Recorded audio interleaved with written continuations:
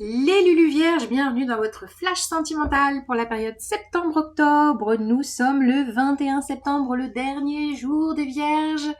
Joyeuse anniv à Hugo, s'il regarde cette capsule. Voilà, un petit coucou. Donc Vénus passe en Scorpion après-demain, du 23 septembre au 17 octobre. Vénus en Scorpion, ça peut remuer un petit peu, ça peut piquer un petit peu aussi, ça peut être aussi très fougueux, très charnel. Et à vous, qu'est-ce que je raconte pour vous les Vierges? C'est parti! Quelle est l'histoire? Si ça ne vous parle pas, vous allez voir votre ascendant ou votre signe lunaire et aussi, pourquoi pas, votre Vénus, si vous savez où elle est placée dans votre thème astral. Alors, un duo, nous avons quoi comme duo ici? On a vous, magnifique, roi de denier, c'est vous, avec un 6 de denier. Oh ouais, besoin de partage, de recevoir, de donner, d'être dans un équilibre parfait. D'ailleurs, en parlant d'équilibre, on passe dans le soleil en balance, demain, avec l'équinoxe. Et l'équinoxe, bah c'est ça, c'est le pur équilibre entre nuit et jour, l'harmonie parfaite, yin et yang.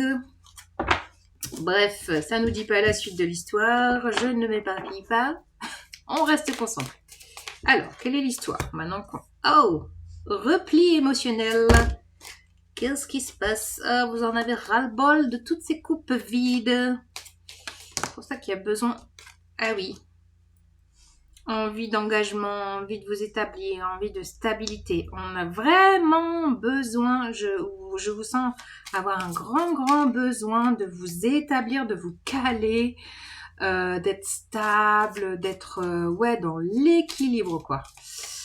Et donc, quitte à être dans un repli émotionnel, hein, là quand même, vous barrez dans les montagnes avec votre bâton de pèlerin. Il y en a qui vont faire Compostelle là peut-être.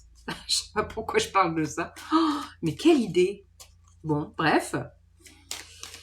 Ouais, l'éclipse du 2. Tiens, qui fait Compostelle? Qui s'en va en guerre marcher? Non, qui s'en va se reposer marcher? Ouh là là là là, c'est qui en face de vous? Une reine d'épée, signe d'air. La reine d'épée est donc une balance. Une ou un, bien sûr, vous mettez dans le genre que vous souhaitez. Ici, on est libre, on est les Lulu, quoi. Donc, reine d'épée, je vous disais, ça peut être une verso ou un verso, une ou un gémeaux ou balance. Voilà, quelqu'un qui peut être un petit peu, j'allais dire frigide, non quand même, faut pas abuser. Vénus en Scorpion, ça va se réchauffer là, mais j'ai envie de faire de l'humour. L'humour un petit peu dark, bah oui, pourquoi pas. C'est un petit peu dark aussi, Vénus en Scorpion, hein. Là, elle peut être un petit peu tranchante. Elle sait ce qu'elle veut, la reine d'épée. Donc, même si c'est pas un signe d'air, ça peut être quelqu'un qui sait ce qu'il veut. Ça peut être aussi une femme divorcée. Donc, elle y va pas de main morte. Au niveau communication, c'est bim bam boum. Un peu stratège aussi. Elle, un peu beaucoup visionnaire. Elle voit loin. Et elle voit bien. Et là, nous avons qui? On a Vénus, l'impératrice, qui vous promet quelque chose quand même de très nourricier, de très nourrissant, et vous avez besoin de ça. Besoin d'être nourri, d'être coucouné. L'impératrice, c'est quelque chose de fécond. Vous êtes vraiment sur le chemin de quelque chose de fécond. Et pour ça, il y a peut-être besoin de rééquilibrer les choses, d'engagement. Et alors c'est un petit peu troublant parce que là j'ai le repli émotionnel.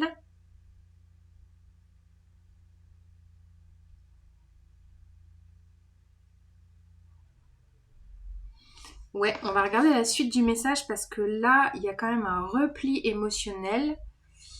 Donc une promesse d'une coupe pleine, besoin d'engagement, besoin d'équilibre avec une reine d'épée un petit peu... c'est pas l'impératrice, la reine d'épée, vous voyez. Elle est pas forcément très tendre ou très douce, quoique, mais bon, voilà, dans l'archétype, hein, bien sûr, on s'entend, on met des nuances. On nuance, comme dans la musique. Les nuances, c'est précieux. Alors, qu'est-ce que je vous raconte pour la suite du message? Vous, je vous sens vraiment avec le roi de denier dans la maturité, dans... Ouais, de vraiment définir ce qui vous va, ce qui vous va pas, qu'est-ce que vous voulez dans votre vie pour être vraiment aimé de façon équitable, quitte à vous replier si c'est pas nourricier au niveau émotionnel. Alors, ouais, 6 de coupe, hein. Il y a besoin d'être...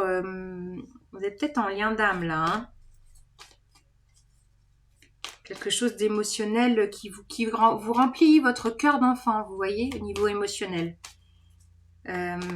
Qui vient vous remplir votre cœur le cœur de votre enfant intérieur, quoi, votre âme qui a besoin d'être nourrie. C'est marrant, je sens beaucoup le besoin d'être nourri sur tous les plans. Wow! On a un roi de bâton. Roi de bâton. Ouh là là, du changement. Ouais, alors octobre, ça va pulser. On a la roue de fortune. Une offre avec ce cavalier de coupe.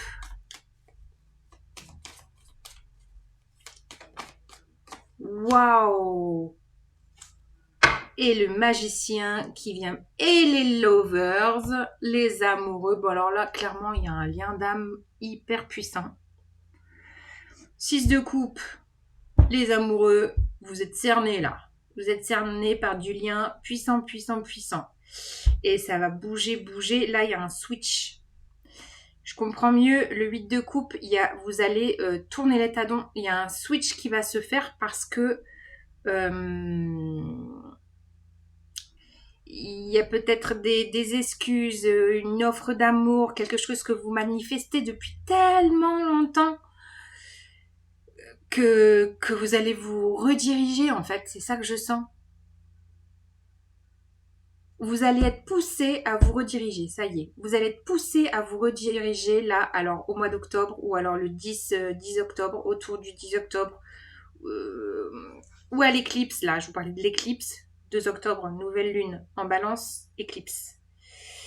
Là, il va y avoir un switch puissant. Je vous vois faire un demi-tour parce que, alors, soit ce personnage d'un signe d'air vient vous manifester tout son amour, vous offrir son engagement, revient dans votre life parce que c'est un lien puissant et là, enfin, on est dans quelque chose d'équilibré, de rééquilibré.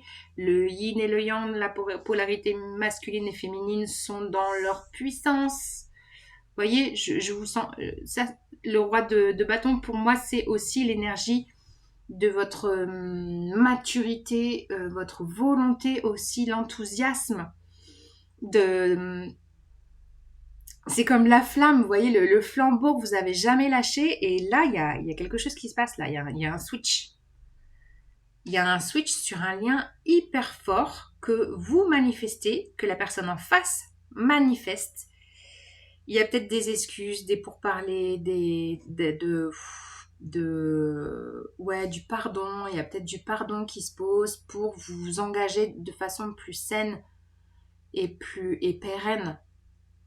Après vraiment un long chemin, là je vois le chemin du pèlerin, peut-être que vous avez rencontré beaucoup de personnes et que cette personne que vous manifestez, elle est là depuis longtemps dans vos pensées, dans votre lien énergétique.